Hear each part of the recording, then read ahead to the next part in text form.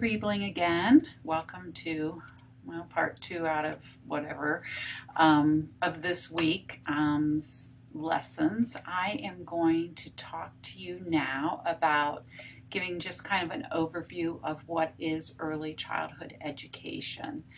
And I want you to know that this will be on the quiz, and so you'll definitely want to take some notes on this. The handout for this is also right below in the Blackboard site in week one. So you have a handout to take notes on. So we're looking at what is early childhood education. Hang on, let me get this looking a little better for you. There we go. All right.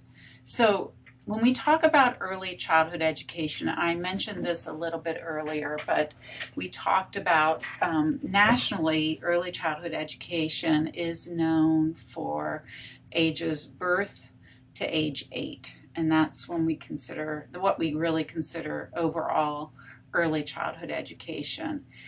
Infants and toddlers is specifically birth to 36 months. Preschoolers are 3 and 4-year-olds, and sometimes preschoolers are turning 5, but that's usually at the end of the school year. And then kindergartners are usually 5 to 6 years old. So this is kind of the age range. And then when you get into the primary ages, we're looking at ages 7 and 8. However, in Kentucky, the licensure is just birth to 5. But we do consider all early childhood as being age 0 through 8 years of age. You see early childhood in a lot of different settings. And these are all possible places for you to work when you graduate. There's early intervention, which is working with the infant toddler, birth to 3 age children, and First Steps provides services for children with disabilities in that age range. You might be a developmental interventionist, which is you have to have the licensure to do that, but you go into the homes and do home visit with the families and provide learning experiences for those children. And Early Head Start is another one of those early intervention pieces. Depending on the Head Start program, it could be home visitation, or it could be partnering with child care centers, or it could be running their own infant toddler centers. It just depends on the Head Start program. We also have Every Child Succeeds, and that is also a home visitation program, and for a little bit older children, however. And then there's also Hippie, which is also a home visitation program. I don't have that on here. And then we get into child care. You might be working in a child care center right now.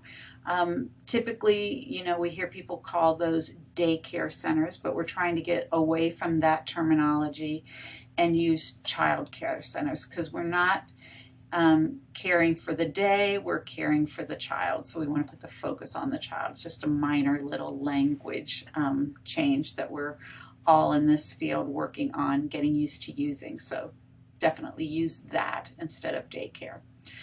You might decide to run your own family home care program, which can be licensed and in your own home. A lot of people have decided to do that when they're having children of their own and they don't want to work outside the home. There is the typical Head Start program, which is a preschool program for children who are financially unable to pay for preschool for their child. You have to qualify for that program. There is preschool, both public and private. As I mentioned earlier, I taught in a child care center, and I have also taught in a private preschool center for many years. And so public preschool is for children with special needs, and it is run by the public school district. Private child preschool can be run by a church or a synagogue, or anybody can run their own private preschool. Preschool is, when we talk about preschool, it's a little bit different. We're usually looking at half-day programs, whereas childcare is full-day program. And then there's also kindergarten. You could be a kindergarten teacher as well. There you would have to be certified to work in the public schools, and then in private schools it just depends on what each private school requires, whether they require certification or not. So lots of, and there's even more opportunities than this, but lots of different settings that you can work in. Training, doing trainings with 4C for Children. There's the children's librarians. It's great. Most of those have an early childhood background. There's the family resource centers. There's tons. So the list could go on, but you'll get to know and even have experiences in some of those settings throughout the program here. You can be a teacher if you have a degree in early childhood. You could be a trainer where you're actually training teachers, and that's primarily what 4C for Children does. They work a lot with coaching and training teachers. Maybe you want to be an administrator. Maybe you want to be a director of a child care center or a director of a preschool. A degree in early childhood can prepare you for that too. We already talked about home visitation programs, and maybe even a person who develops curriculum for various agencies and schools. So there's a lot of different things that you can do as with a degree in early childhood education. At Northern Kentucky University, our early childhood program is broken into two areas, okay? So there's the certification track, and that is for students who want to teach in the public schools. And there's, it's a little bit different track than the non-cert, so I'm going to talk about that first. If you want to get the certification in early childhood education, it's called IECE, and that stands for Integrated Early Childhood Education. Interdisciplinary Early Childhood Education, and it combines special education with early childhood education because you will be licensed to work with children with special needs in the birth to 5 age group. But to begin, you have to take the Praxis, or it's called the CASE test, and I'll talk a little bit more about that later, but you have to pass that test. And if you get this degree, you can do all of those positions that I've just talked about on the other slides, and you can teach in public schools. Now we also have the non-cert track. And the non-cert track, you do not have to take the Praxis or CASE test.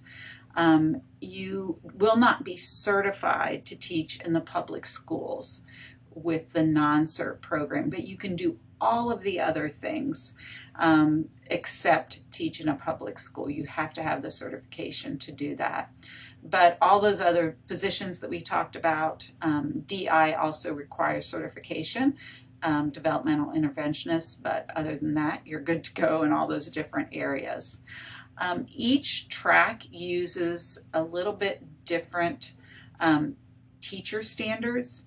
So we have the IECE Kentucky teacher standards in the certification track, and in the non-cert track we use the Kentucky Early Childhood Core Content areas. And 1 week of class, we're going to be going over those standards. So I don't want you to worry about them today, but I just want you to know that there are different sets of teacher standards, not children's standards, but teacher standards for the cert and the non-cert students. And that'll come to play when you're writing things up in your field experiences. So let's get back to that case, the Praxis 1 test. It's called the Core Academic Skills for Educator, and it's a basic skills test. And you have to pass this test to get into the certification teacher preparation program, but not the non-cert. There's 3 parts. There's reading, writing, and math. and you have to have a passing score in each of those. Typically, students take all 3 parts the first time, and then if they don't pass one area, you can just go back and take that one area that you didn't pass. So the College of Education and Human Services has purchased an online resource for students that contains a complete study guide for taking the Praxis test, and it actually will identify areas where you might have a weakness and then give you more study skills with that and more training with that. We've just had this for a year and students are finding it really beneficial. So I've put the website for it down here. Also, if you just go to the NKU website and search for Praxis, you will find it there too. But I highly recommend that you use that, and there's other resources on this website too. But definitely use this if you're going for certification track to study before you go to that Praxis. So let's talk about the different kinds. Each state runs their own certification program, and so it's a little bit different in Ohio and Indiana than it is in Kentucky. In Ohio and Indiana, when we talk about early childhood education certification, we're talking about preschool through 3rd grade. That's in Ohio and Indiana.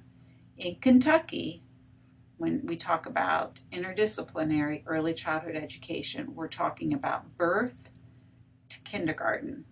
All right, so I know it gets very confusing because nationwide, when we're talking about early childhood, we're really talking birth to 8. But for certification, Ohio and Indiana only certify you to teach preschool through 3rd grade. Kentucky certifies you to work with typically developed children and children with special needs, but birth to kindergarten. And then Kentucky has elementary, which is kindergarten through, I think it's 6th grade, but don't quote me on that. I'm not an elementary school teacher. So just get those kind of clear in your head, because if you live in Ohio or Indiana, we do have reciprocity with them, but just know that when they talk about early childhood, they're preschool to 3rd grade without special ed. And in Kentucky, it's birth to kindergarten with special education. There's all kinds of standards when we look at all of these different programs. And I'm going to be going over, like I said, standards one day in our class, just so you get a kind of a good idea of what those are. I already talked about some of the IECE, the certification, Kentucky Teacher Centers, standards, and then we have the core content areas for non-certification students. There's the Head Start performance standards for some of you who may work in Head Start or may work in Head Start in the future.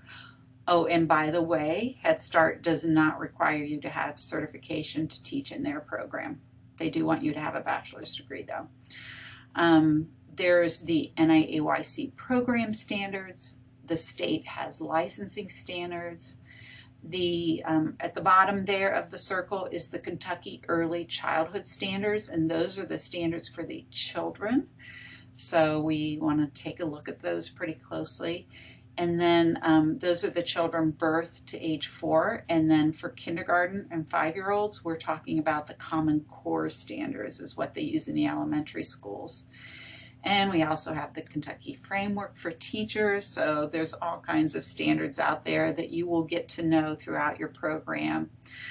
Primarily, you need to know about the teacher standards if you are in the certification track. The core content areas for Kentucky if you're in the non-cert track. You need to know about the Kentucky Early Childhood Standards and the Common Core standards. So, like I said, we'll spend a whole day, a night talking about that, so don't worry about it. We'll get into it more. every area of education has their own professional organization, and we have several in IECE.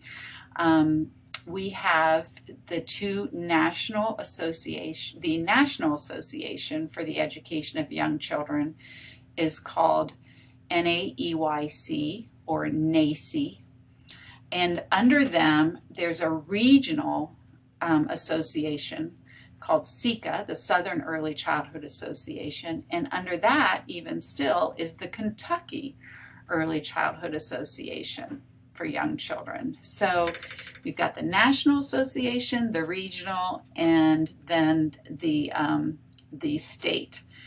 And then that's for early childhood education.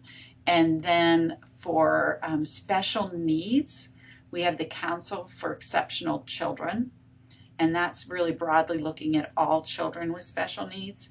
And then under that we have the Division of Early Childhood, with DEC, and that deals with young children who have disabilities. And let me just tell you that a lot of times in early childhood we get children who may have a disability but have not been diagnosed. And so part of our role as an early childhood educator, whether we're certified or not, is to help get children who may have a disability identified and get them those services. This is where our PowerPoint ends, and what I'd like you to do now is go back to the discussion board. You should have already done your introductions, but if you haven't done that, do it. But I have a second discussion board where I'm going to ask different groups of you to look up information about these 4 organizations and see what you can find out about them. And then I want you to read each other's, because this will be on the quiz, all right? So you need to have this information. All right, so go there and do that next. Thanks. Bye-bye.